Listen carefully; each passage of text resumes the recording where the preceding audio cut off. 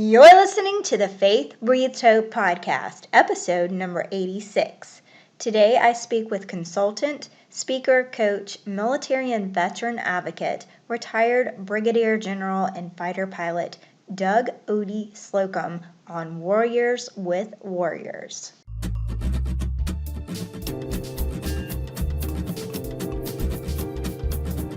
Welcome to the Faith Breathed Hope podcast, where we gain inspiration and motivation from others who share their touching stories of renewing hope and discovering purpose in any circumstance.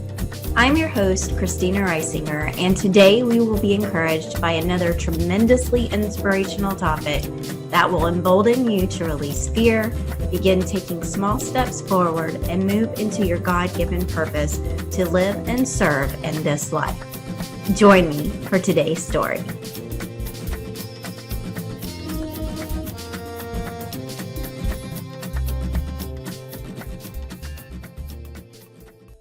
Hello and welcome to Faith Breathed Hope. I am here with Doug Slocum, and we are so glad to have you here. How are you today? I'm doing great. How about yourself?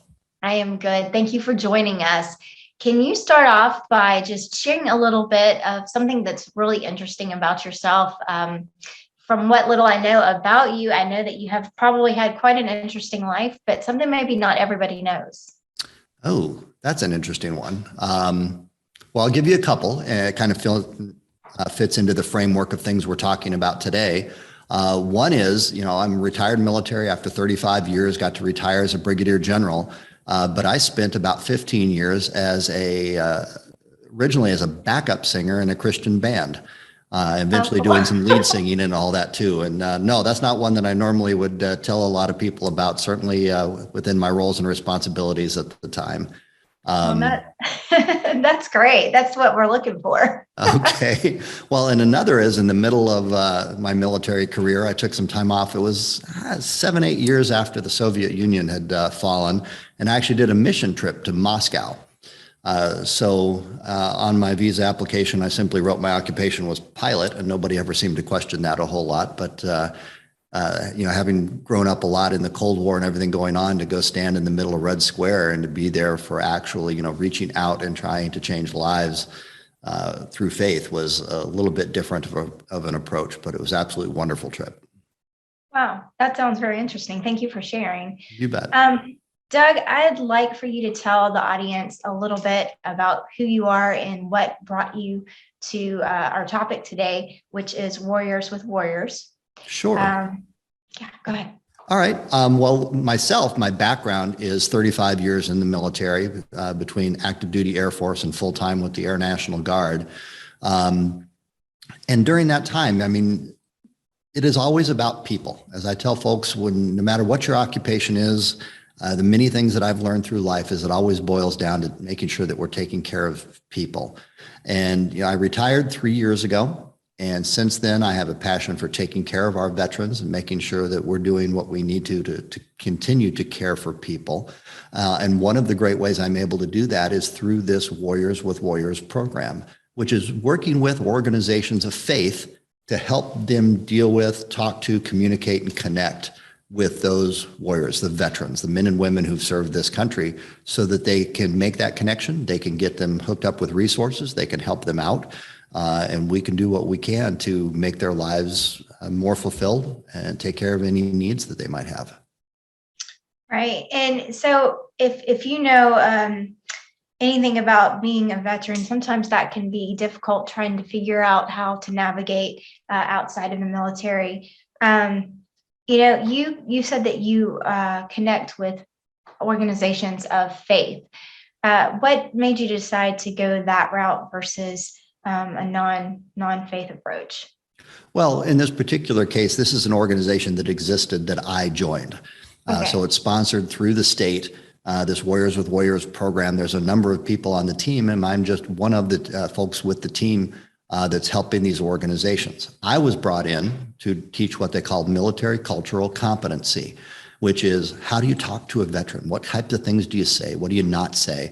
What do they need to know about the military when you're talking with somebody? If they say that they're a Marine versus a soldier in the Army, how does that change their approach and things that how they interact with them? Because it is different.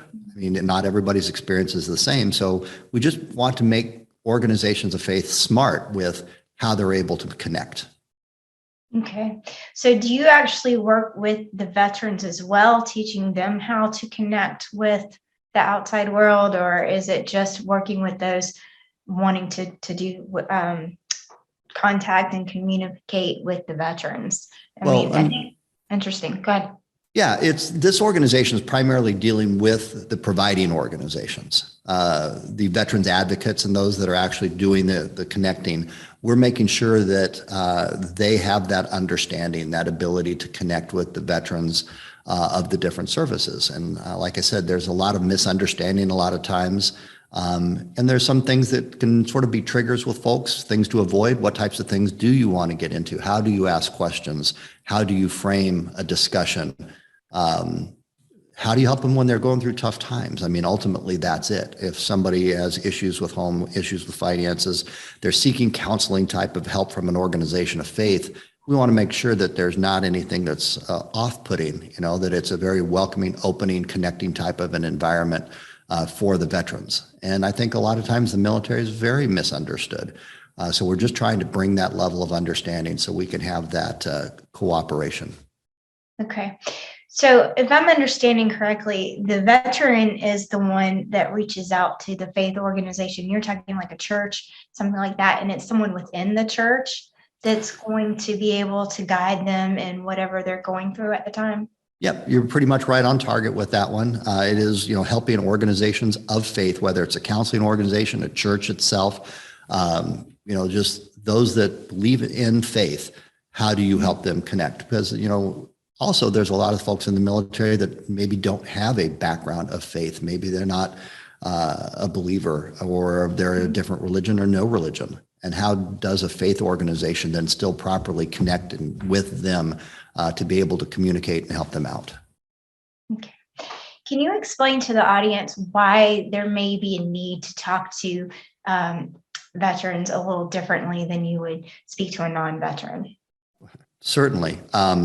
And that's a lot of what my role here is what I call that military cultural competency. Just like any occupation, there is a culture, there is a lingo, there is a set of expectations, a code of conduct, if you will, within that organization that everybody in the military, at least in each service, there's a lot that's common between all the services, but then it's also, as you boil down, unique between the Air Force, Marines, Navy, Coast Guard, and everybody that is very unique to that part of the organization. So, for example, the phrase, thank you for your service, which is a great thing to say, but for an organization of faith, it needs to dig deeper than that, because that can kind of look like a surface, just scratching the surface type of a thing. So we try and provide them more in-depth types of ways to connect. Specifically, what service were you in? What was your rank? What was your specialty? And to be able to get the veteran to be able to start talking and communicating and sharing information past that normal surface contact that they get. Mm-hmm. So we're really trying to dig deeper, make that connection, and make a difference. Mm-hmm. That sounds a lot, that thank you for your service sounds a lot like I'm sorry for your loss kind of a thing. It's one of those awkward things that people who are not definitely associated with a situation know how to handle.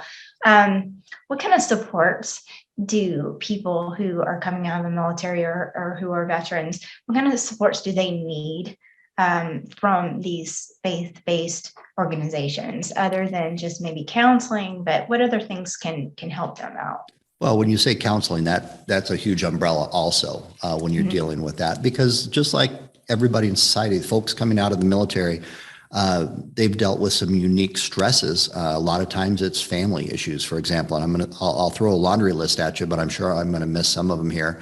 But, you're away from your family a lot when you're in the military. And now all of a sudden, when you're transitioning back, you're there. Maybe that family bond, maybe there's issues with the children and how they're interacting. There could be financial issues that have come out of this. Certainly that financial transition, there are things that the veterans deal with when it comes to occupational. I mean, you're used to a very structured society where you knew what your boundaries were, what your goalposts were, and now you're being thrown out into the civilian world where expectations are completely different. The lingo's different. How you interact with people is not as structured, and a lot of people struggle with that. And then, of course, we get into the serious problems with the traumatic brain injury or the PTSD, or having to deal with some of these stresses. And we can dive into it a little bit. One of the things I was able to do at the national level when I was back in Washington, D.C., is I actually ran a suicide prevention program, which is basically getting information into folks' hands, what to do to help veterans that get to that crisis point. Anywhere from the crisis intervention, backing that up into what we would call resiliency type of programs, which is to get people avoiding the crisis to begin with, to give them the tools, the resources to be able to handle the crisis before it ends up to that crisis point. What happens for a veteran who may not be connected to a church or one of these faith-based organizations that you're talking about, but they still obviously they need this kind of help? And if you leave it up to somebody who is struggling to reach out, chances are they may not be the one that's going to reach out. Do you guys do outreach as far as past, or not maybe you, but do you teach the churches to go out and try to invite the veterans in? How does that work? Well, most certainly. I mean, we want the churches to do the outreach.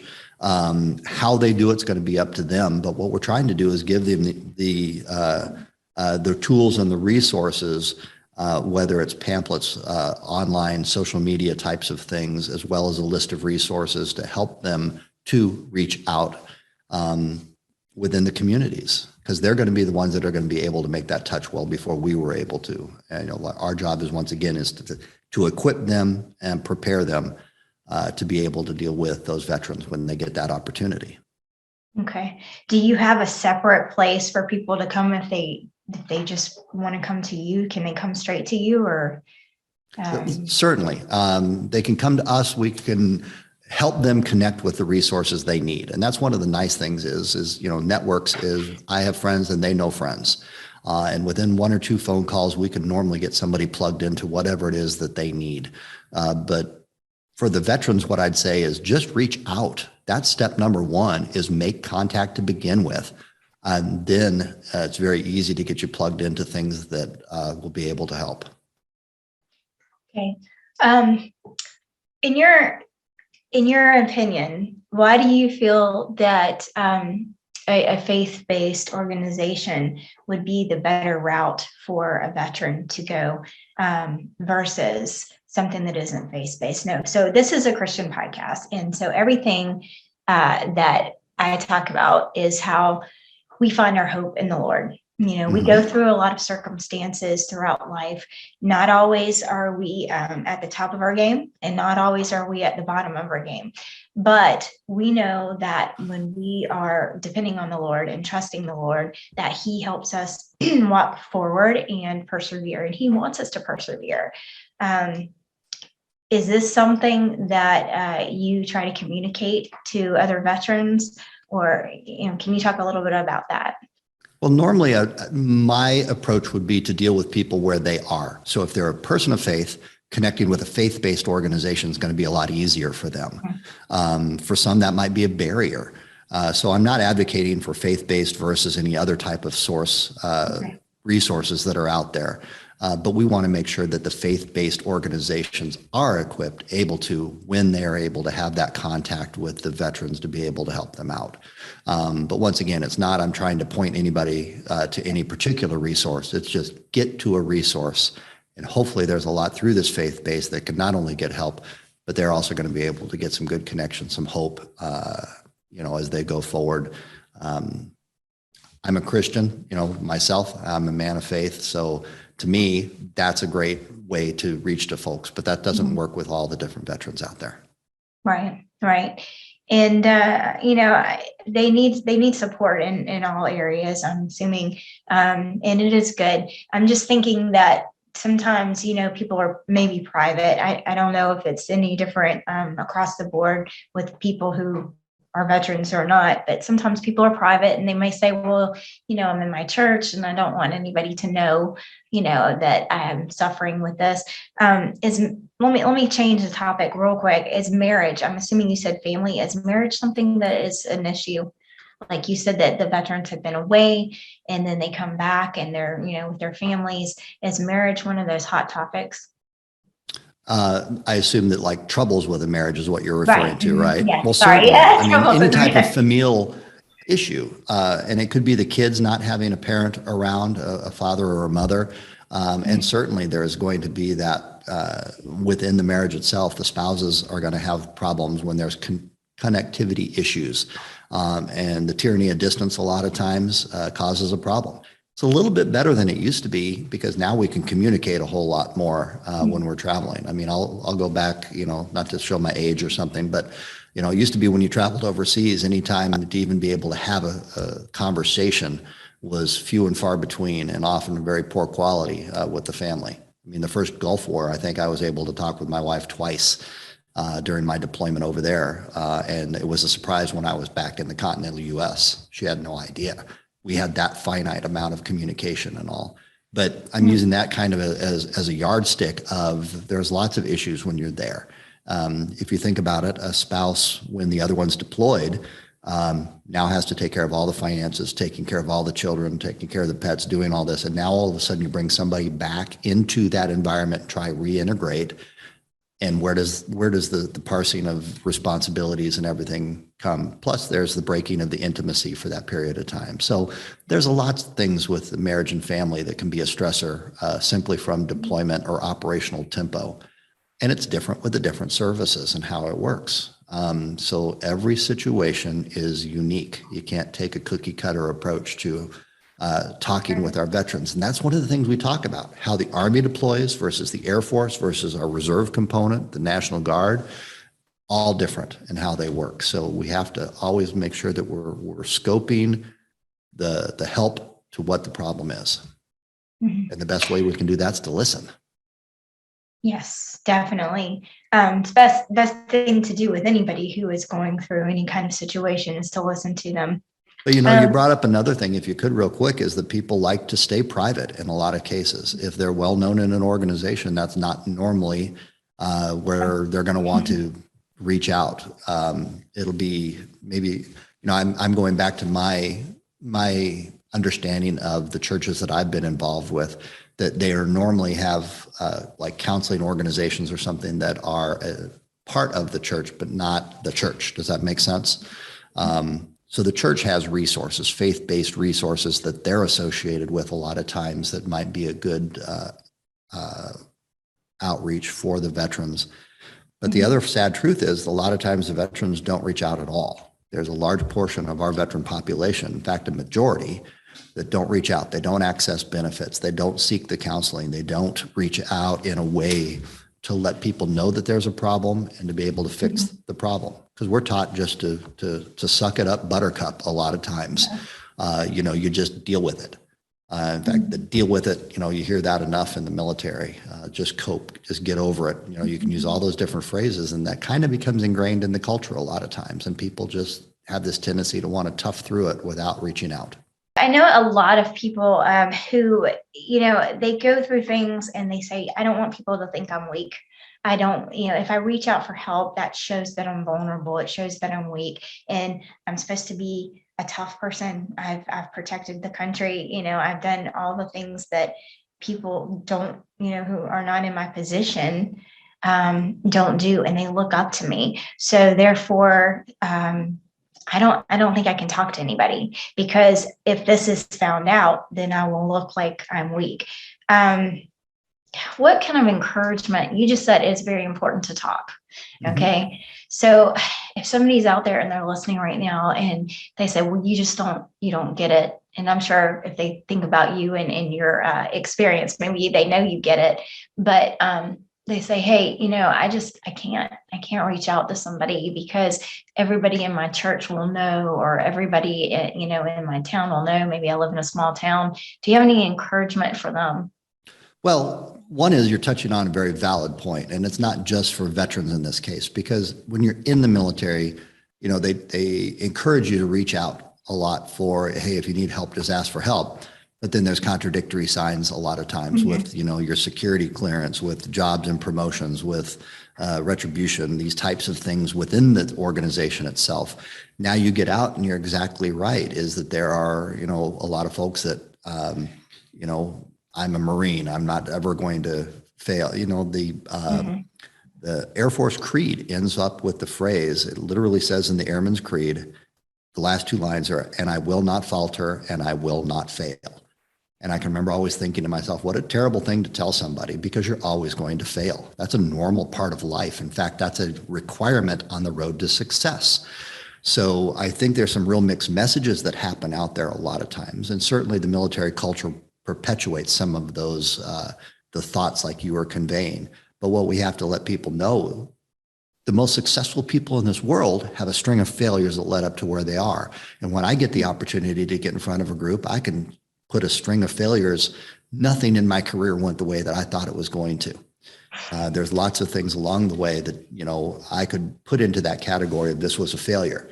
Okay, stand back up and go back at it again. And maybe that door is closed, but this door is going to be open. So we can continue on that. It's only a failure if you fail to get up whenever you get knocked down. So, part of the encouragement is that, there are bad things that are going to happen. There's things that are going to go against the expectations. That's okay. That's normal. Keep on plugging. And that's the way you're going to find success in all this. But, one is just acknowledging that there are those barriers, and some people are going to be easier to identify what those barriers are. And some are just going to be stubborn. And that's where it takes a little bit of tenacity on the part of a provider to be able to figure out the different ways to reach out and overcome the barriers. Yeah. I love that you, there's a quote, I think it's fall down 7 times, stand up 8 or something like that. But I think that's actually like a Chinese proverb or something along those lines. It is. Well, we try to teach our kids that, it's like, it's okay to fail. Now, growing up as a semi-perfectionist, it was not okay in my mind. It took me until adult to receive that wisdom that, hey, this is what teaches us. This is what helps us grow. And, like you even said, become successful. Doug, would you like to give the audience a little bit of any other encouragement maybe for the veteran out there who is the one that says, hey, you know what, I'm supposed to stand tall. I'm supposed to be the strong one. And I'm a little bit afraid of reaching out because then I may look weak. I may not be the hero to the people that I'm supposed to be or been taught to be. Can you give them a little encouragement there? Well, definitely. For our veterans themselves, one, there's certainly nothing that you need to hide from. I'm sitting here talking to you as a 35-year veteran, fighter pilot, general, and I can tell you there are times and places everybody needs help, and that's okay. To be able to reach out is actually a good thing. There's a time and a place in everybody's lives where you're going to need those other resources. We all need other people to be able to make it through things in our lives. And that's just facts. To the organizations out there, I'd like to also encourage them to reach out to veterans. There's a large portion of the population who's never going to reach out to you. You're going to have to reach out and make that contact themselves. Our veterans are some of the most wonderful men and women you're ever going to want to meet. They have selflessly served this country. They've done so many great things. We can always do things to help them out. So help me figure out ways that we can help our veterans, because it's just a wonderful group of our population that could use our help. Yes. And I would say too, just encourage people in general to reach out and, know that they can find help when it's needed, not to suffer in silence. Doug, would you tell everybody how they can get in touch with you, the veterans, how can they contact you, and also the faith-based organizations, how can they work with you? Well, thank you, Christina. That's a great question. And the way we're going to set that up easiest for everybody is othersoverself.com/hope. And one more time, then that's othersoverself.com/hope. And on there, we'll have contact information for us. There's a 21-page article that talks about what it is, what we do, and how to plug into resources. There's a best of resources book. I have an example of right here that you can just download on that page also. But that's how to get plugged in with us to the resources. It really is all about networks. We want to be able to connect the veterans to the resources, and a lot of those resources are available through our organizations of faith. So that's what we want to do. And once again, othersoverself.com/hope. That's where we're going to be able to help out and do what we can as part of this to take care of those who've taken care of us and provided our freedoms for us. Yes, and thank you so much, Doug. And I would encourage you guys to reach out to Warriors with Warriors, whether you are a veteran yourself or you are a faith-based organization wanting to work with them to help the veterans.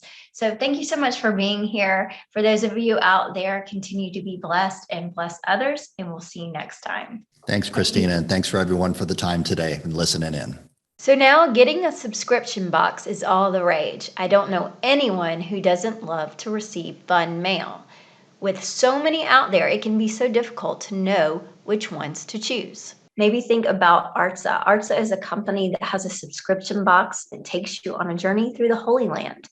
Each quarter, they feature a different city in Israel and tell its story, past and present, while they source amazing items that you cannot find anywhere else from 7 to 8 local artisans. It's a mix of food, gifts, and amazing content that delivers the Holy Land to your doorstep, all while supporting the small businesses and people who call the Holy Land home.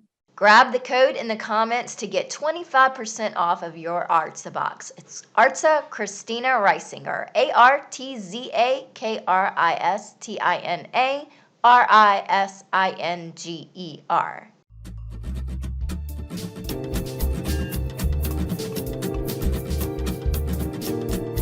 And I want to thank you for joining us on Faith Breathed Hope, where you gain inspiration and motivation to renew hope and discover purpose in any circumstance. Please like and share this podcast and give us a review on iTunes. Be blessed.